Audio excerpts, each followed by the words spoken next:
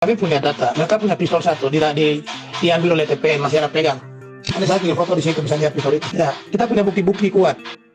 Markas Besar Tentara Nasional Indonesia atau Mabes TNI menanggapi klaim organisasi Papua Merdeka yang menyebut adanya kepemilikan senjata api oleh pendulang emas di Yahukimo, Papua Pegunungan. Kepala Pusat Penerangan atau Kapuspem TNI, Brigadir Jenderal Christomey Sianturi mengatakan bahwa pihaknya menyerahkan kepada kepolisian untuk menyelidiki klaim OPM itu. Di samping itu, ia membantah tudingan OPM yang menyebut adanya keterlibatan militer dengan pendulang emas tersebut. Christomey mengatakan bahwa TNI tidak pernah menggunakan warga sipil sebagai alat ataupun bagian dari operasi militer. Sebelumnya, juru bicara Tentara Pembebasan Nasional Papua Barat Organisasi Papua Merdeka atau TPNPB OPM, Sebi Sambo mengklaim para penambang emas ilegal di wilayah Papua, khususnya di Kabupaten Yahukimo, memiliki senjata api. Dia mengatakan kelompoknya sempat menyita salah satu pistol yang dimiliki oleh para penambang emas tersebut pada 2019 lalu. Sebi mengklaim pendulang emas itu juga sempat menyerang warga Papua menggunakan pistol tersebut. Menurut Sebi, tindakan penambang emas ilegal di wilayah tersebut juga didukung oleh TNI dan Polri. Oleh karena itu, TPNPB OPM memutuskan untuk menyerang pendulang emas yang memiliki pistol tersebut.